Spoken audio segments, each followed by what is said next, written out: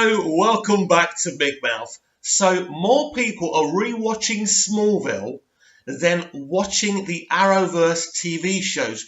As we've seen, every one of them keeps on falling every year. This year, their episodes are at a record low. Meanwhile, there is a hunger to rewatch Smallville. What does that say about these shows, and what's it say about Smallville? That Smallville is actually still more popular than these shows. Well, the difference between Smallville and the Arrowverse shows is this: that Smallville was telling a definite story, an emotional story. It had complex character dynamics. The Arrowverse shows don't do that.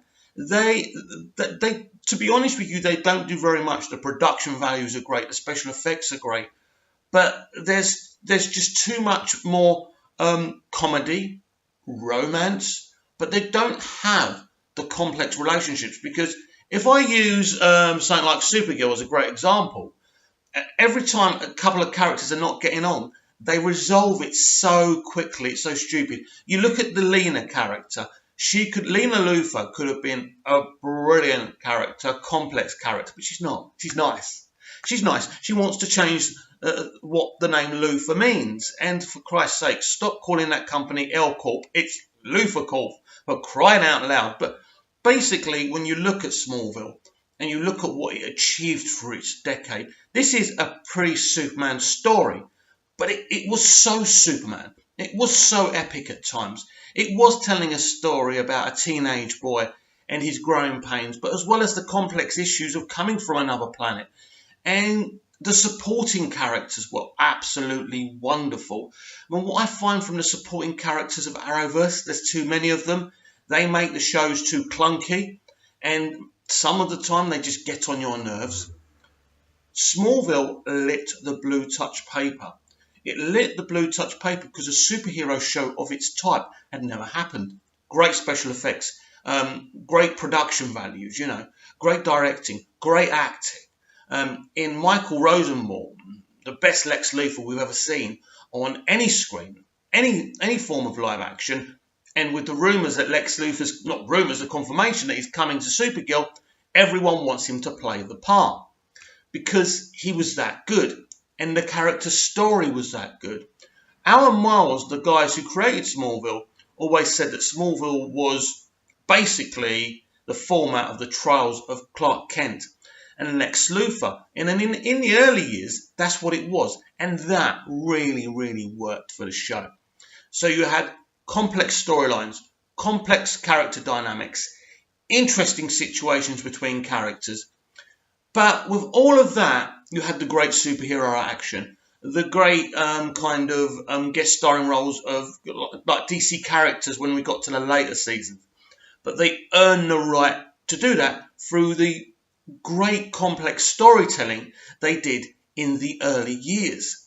And again, if we flip it back to Arrowverse, you look at the first two seasons of Arrow. There's a complexity to that show. There's a darkness to that show. I always called it Batman Begins. That's what it felt like, especially in the pilot. Even The Flash was fantastic in its first couple of years. That first year was amazing. But what they've done since those 2 years, they've dumbed it down. You look at the problems they've had, kind of integrating Iris or integrating Felicity in the right way. They always mess it up and end up just triggering the audience because unless you're a shipper, you don't really like those characters. It's as simple as, and I think even the shippers don't particularly warm to Iris because they know there could be something special between Caitlin and Barry, but they don't want to do that. You compare Killer Frost to Lex in Smallville. Now, Killer Frost, aka Caitlin, could have been a complex, multi-dimensional character. But they dumbed her down. But when you see in Smallville, Lex is a complex character. He's not evil when he first comes to Smallville, but he's complicated. He's interesting. Caitlin isn't complicated. Caitlin isn't interesting because they just want her to be a nice person. That's no good. We saw what they did with Killer Frost, where they kind of made her they kind of made her a more nicer version of herself. Doesn't work for me. That's boring. When I watch Smallville, let's talk about Lionel Luthor, for crying out loud. Lionel Luthor, played by the fantastic John Glover, you know, a theatrically trained actor who he's done so much theatre and he's still doing so much theatre. A wonderful guy, you know, playing Lex Luthor's dad, Lionel. We'd never seen Lex Luthor's father displayed in the comics or anything before, but this was fantastic. You saw that complex jousting. Lionel Luthor really was a kind of J.R. Ewing, but 10 times more evil, if you like. He was amazing. And if he wasn't in a scene, you always wondered, well, I wonder what Lionel's doing behind the scenes. He was brilliant. And I always said, if we had a filler episode, but we had a Lex and Lionel scene, that would always save the show. That episode, should I say. But this is what I mean. Then you had the dynamic between Jonathan and Clark. Jonathan's hatred towards the Luthors and Lionel. That dynamic was special. It was beautiful. Then you had those that in season 2 with Chloe and Lionel. That was incredibly dark as well. And you saw Chloe rise up within that storyline as well. I know some people don't like me talking about Chloe because of what's happened with Alice and Matt, but at the end of the day, I don't care about that. She played a wonderful role. They gave her a wonderful character, and that's what we're going to focus on. Smallville had strong actors. Now, Tom Welling was very raw, so they surrounded him with really strong actors to kind of substitute for his inexperience. But as the show went on, he became a better and better actor, and I think by the end of the show, he became not just a fabulous actor, but a fabulous director as well. And I think he's a fantastic version of Superman, one of the best. No question about that. Now, we live in an era now where we've barely got any Superman on the telly. I know Tyler Hoechlin pops up now and again and he's going to be in the crossover. And there's rumours of a TV show as well. Let's do it, but let's do it properly, please. Or don't do it at all. But for Superman live action right now, we don't know what's going on within the films. We may get more of him on the telly. So it's a bit of a sad time if you're a Superman fan. But back then, Smallville represented Superman in the right way. I used to call Smallville the Bible of Superman, because you saw him as a young man before he becomes that character. But he's still that character. He's got powers. He's saving people. He's pure-hearted.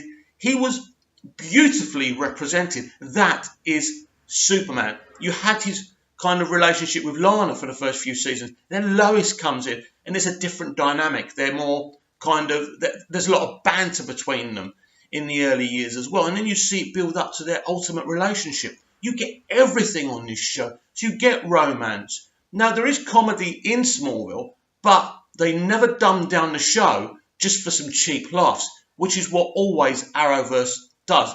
Thankfully, in the past couple of years, at least they've realised to keep Arrow slightly dark. And I think the introduction of Dragon has really helped that. I mean, he's more popular now than Oliver.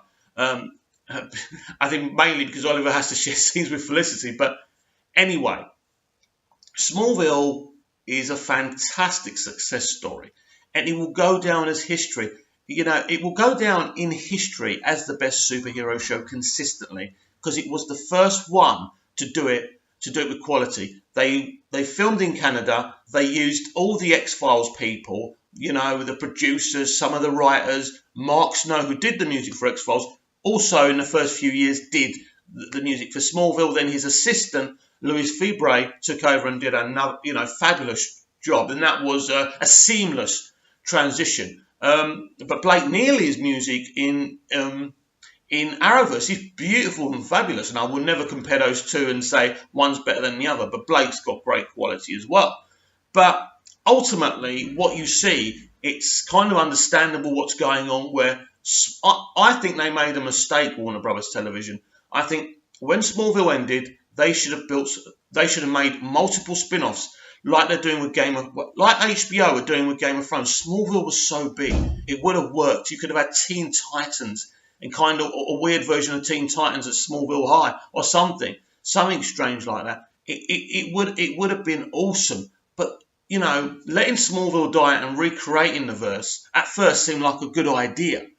But as Arrowverse has gone on, and what you're going to see is they'll paint over the cracks with the crossover. The crossover will have many, many viewers. But what happens is every year after those crossovers are finished, we go back to the series and they're dumbed down again, and nothing changes. So I'm not surprised that more people are rewatching Smallville than watching Arrowverse, because Arrowverse is a dumbed down franchise where Smallville had it all. It was a beautiful time, and I miss it.